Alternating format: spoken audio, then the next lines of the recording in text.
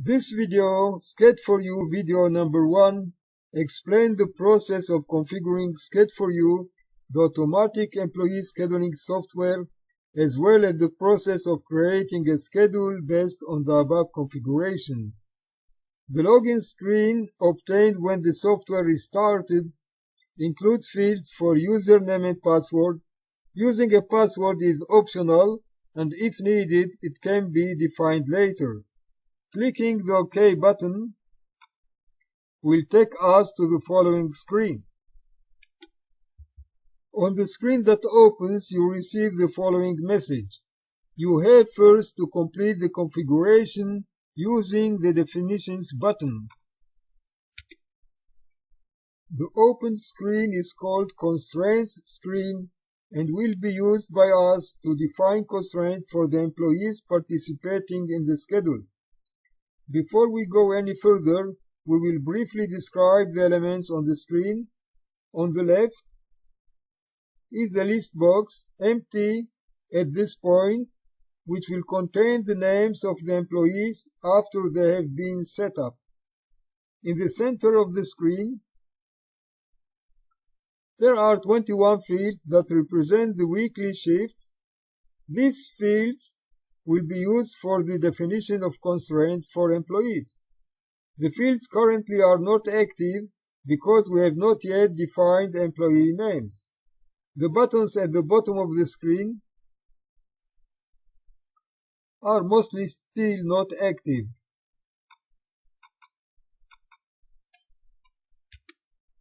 For example, the button called Employee Settings should open a screen to add employees who are participating in the schedule. This button is currently not active because no employee roles have been defined yet. However, currently active buttons are mainly the Help buttons and the Definitions button. Here is how to use the Help buttons. A. Context-sensitive Help button.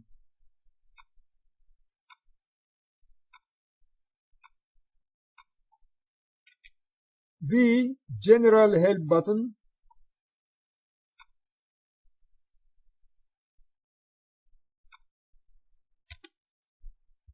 Next, we'll see how to make settings for start and end times for morning, evening, and night shifts, and list of employees' roles in the shift. To do this, click the Definitions button. This screen has 4 tabs: Shifts Time tab, Employee Education tab, Employees Roles tab, and General tab. Please note that Employee Education is for informational purpose only and does not affect the construction of the schedule. In contrast, employees' roles are mandatory. At this point, we emphasize that leaving this screen before completing your settings will not allow you to sign in to other screens. We'll show this. Exit the screen. We receive the following message. Please use the definition screen to complete the configuration.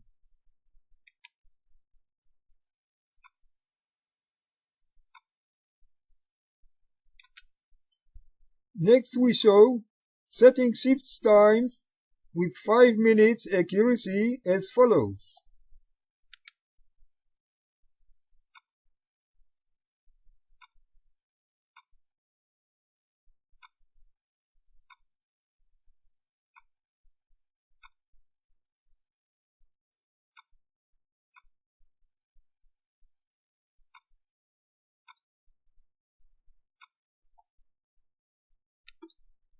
Definitions of education are as follows.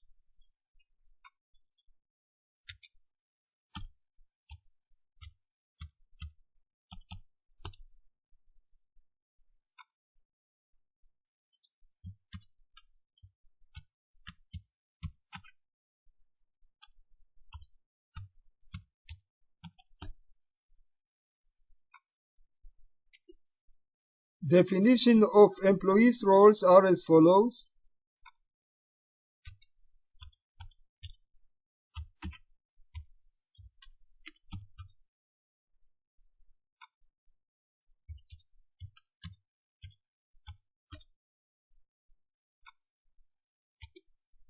On the General tab, the first parameter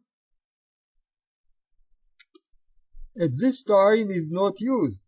The second parameter is mandatory and defines the maximum number of shifts that an employee can work per week. Below is a value selected, for example 5. This ends the first stage of defining the configuration. We can exit the screen.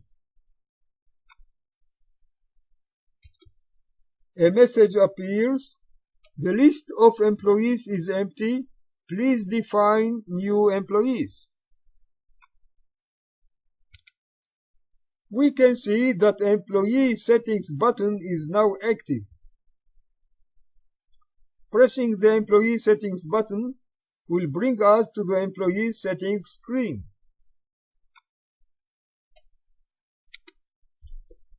In this screen, all the fields and buttons are fully operational and available to us to define new employees. Before we go any further, we'll briefly describe the elements on the screen. At the top of the screen appears the table that will contain the list of employees and their characteristics. New employees are defined by using the fields that appear at the bottom of the screen.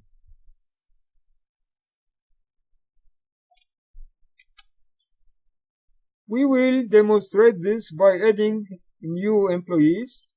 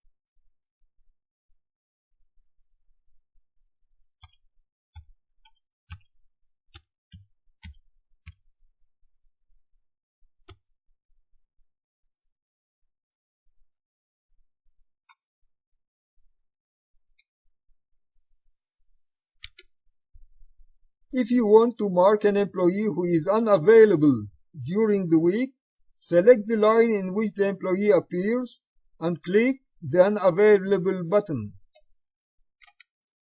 For example, select Dorgal.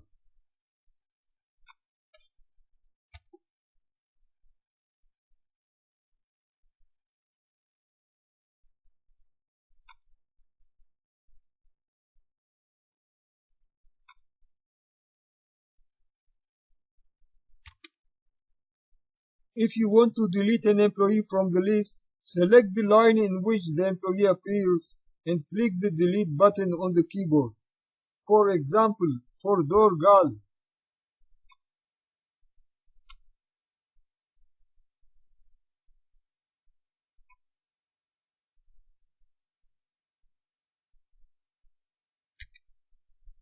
We will rewrite the name of the employee that was deleted.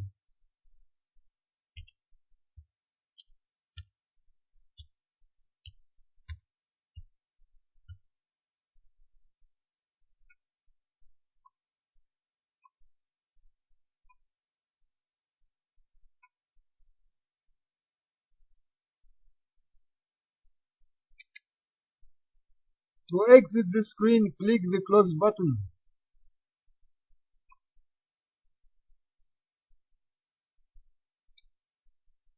The following message appears. Please use the Shift Settings button to define roles for the shift. Next, click the Shift Settings button to set the number of employees in each position per shift. This ends the second stage of defining the configuration. The third stage of the configuration starts by pressing the Shift Settings button.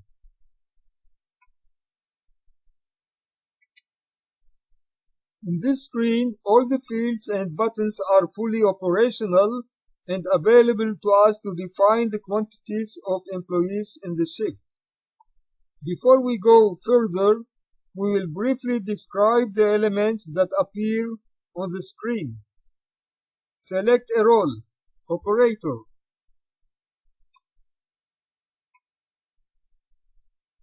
The following demo refers to the selected role. In the upper area, the so-called statistics area, you can see data related to the number of employees for the selected role.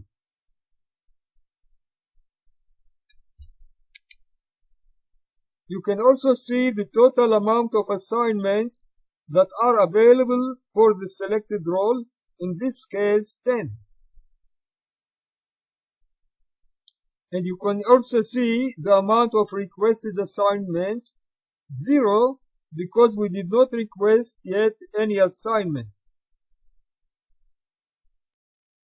To see the total number of available assignments, choose all categories from the list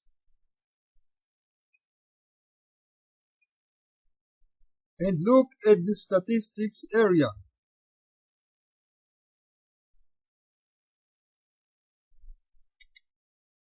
The fields in the center of the screen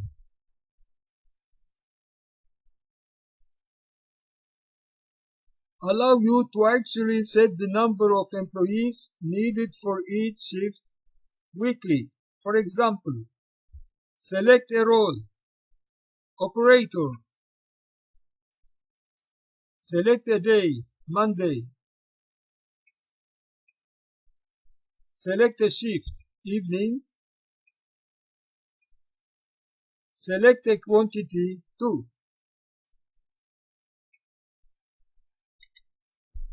To save the data, click the Accept Change button.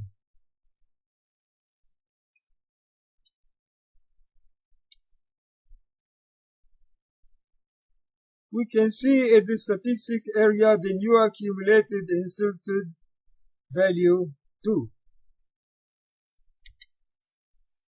Let us make additional number of assignments that we need later to demonstrate employee constraints.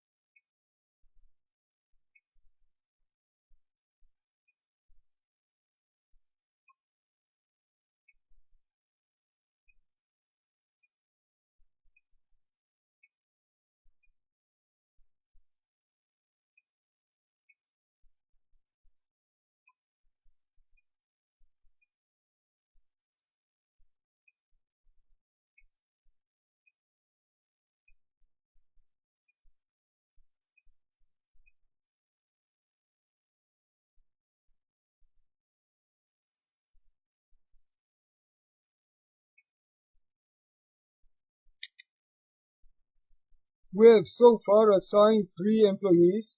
This is shown at the statistics area.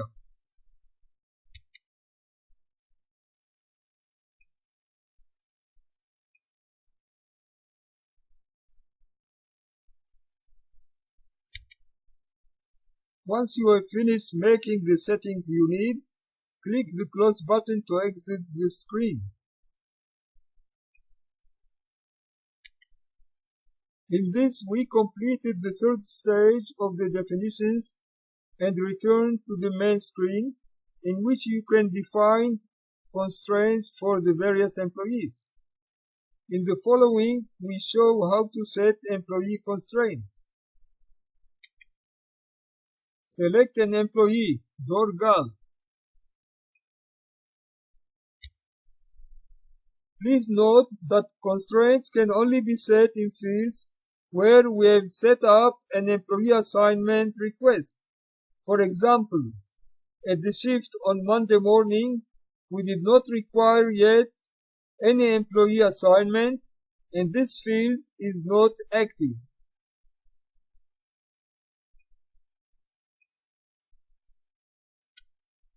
On the other hand, Tuesday and other morning shifts are examples of active fields.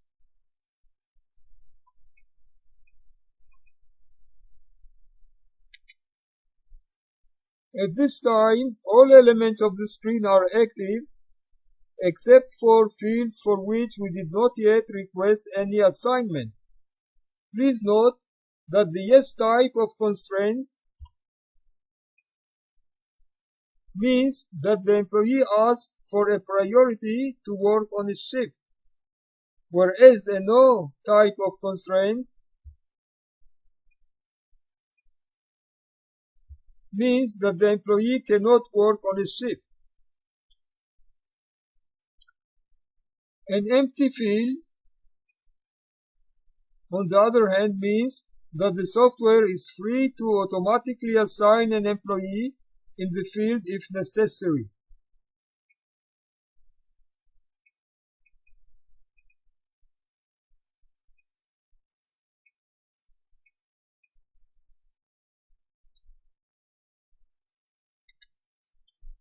Another type of constraint that exists in the system is called fixed.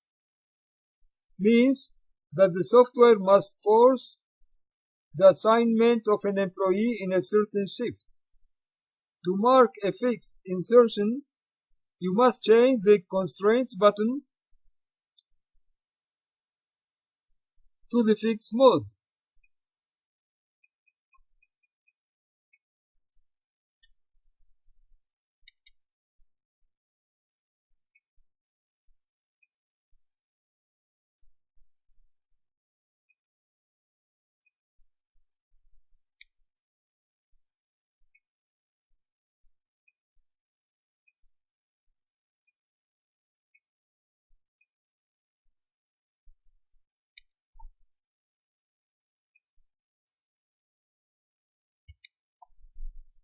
At this stage, we have finished defining the necessary parameters to create the schedule.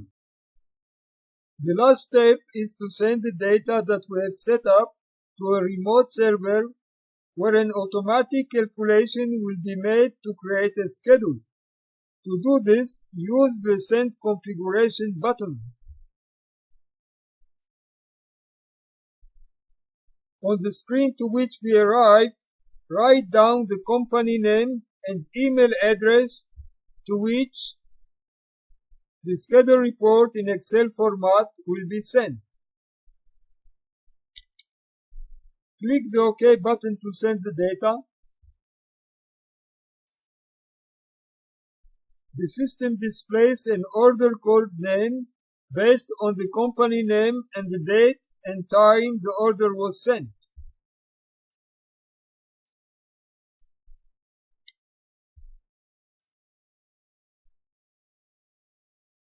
The software sends the data and displays a message about the success of the launch. Close the message.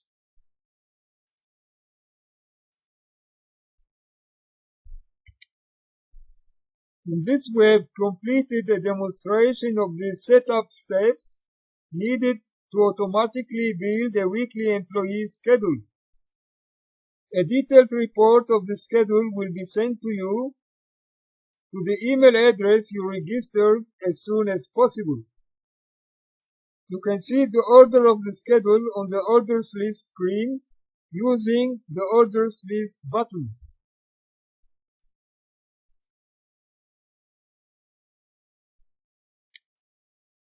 This is the end of our training. A second video for more advanced Sched4u users called Sched4u Video number 2 is also available. Thank you and good luck.